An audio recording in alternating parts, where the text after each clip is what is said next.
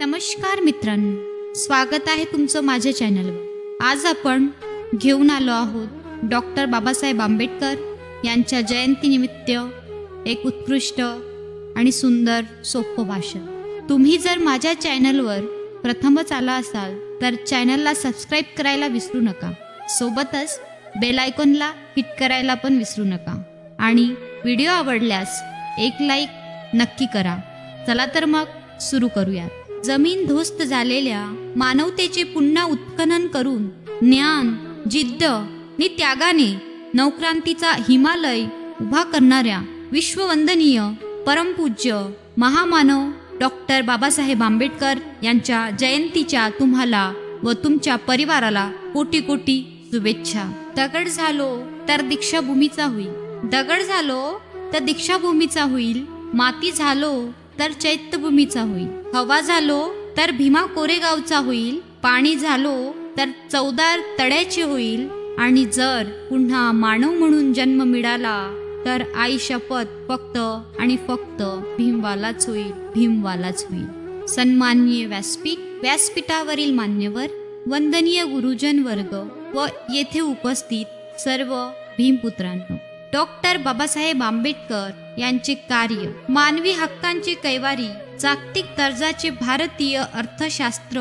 कायदे पंडित, राजनीती तज्ञ, लेखक, समाज सुधारक, स्वतंत्र भारताचे पहिले कायदा मंत्री, भारतीय संविधानाचे जनक, दीनदलितांच्या जीवनाला जखडलेल्या गुलामगिरीच्या शृंखला तोडणारा महायोद्धा, उपेक्षितांच्या जीवनामध्ये अस्मितेची ज्योत पेटवणारा प्रकाश सूर्य, तसेच स्वतःच्या अलौकिक विद्वत्तेचा वापर समाजहितासाठी करणारा, अस्पृश्यता मिटवण्यासाठी चंदनापरी आपला जीव झिजवणारा, आपल्या बांधवांच्या उन्नतीसाठी अहोरात्र झटणारा, समतेसाठी सत्याग्रह करणारा आणि भारताचे एक अमूल्य रत्न ज्यांना महामानव म्हणून संबोधले जाते असे डॉक्टर बाबासाहेब आंबेडकर यांना वंदन करून आज मी भाषणास सुरुवात करीत आहे। बाबासाहेब आंबेडकर यांचे बालपण। डॉक्टर बाबासाहेब आंबेडकर यांचा जन्म 14 एप्रिल 1891 मध्ये मध्य प्रदेशातील महू या गावी झाला। त्यांच्या आईचे नाव भीमाबाई व वडिलांचे नाव रामजी हे होते। भीमराव रामजी आंबेडकर असे त्यांचे पूर्ण नाव। डॉक्टर बाबासाहेब आंबेडकर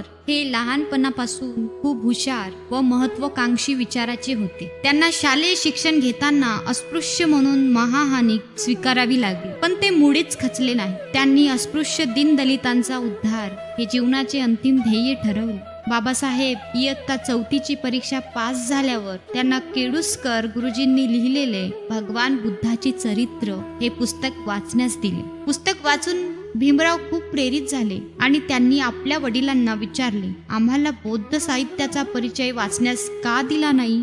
फक्त रामायण, महाभारत हे ग्रंथ का वाचण्यास दिले? त्यात शूद्र, अस्पृश्यांची नालस्ती केली आणि ब्राह्मण आणि क्षत्रिय यांचा गौरव। वडिलांनी भीमराव यांना सांगितले की आपण अस्पृश्य जमातीचे असल्यामुळे तुला न्यूनगंड होण्याची शक्यता आहे आणि रामायण महाभारत ग्रंथ वाचनाने हा न्यूनगंड दूर होईल असे मला वाटले। कर्ण, द्रोण हे किती उंचीपर्यंत पोहोचलेली हे पाहण्यासारखे आहे।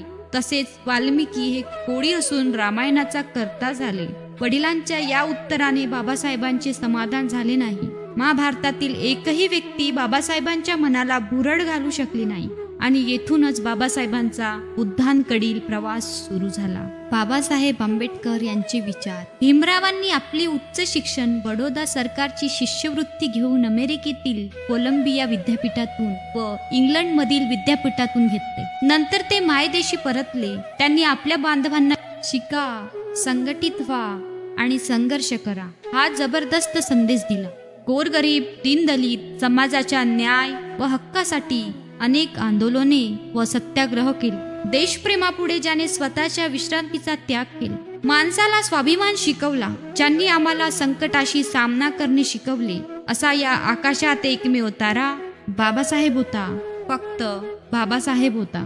डॉक्टर बाबासाहेबांनी सामाजिक भेदभाव व उच्च नीच भेदभावाचे समर्थन करणाऱ्या मनुस्मृती या ग्रंथाचे जाहीररित्या दहन केले। नाशिकमधील काळाराम मंदिरामध्ये दीनदलितांचा प्रवेश मिळावा म्हणून सत्याग्रह केला। महाडच्या 14 तळ्यावर दीनदलितांना पाणी भरण्याचा हक्क मिळवून दिला.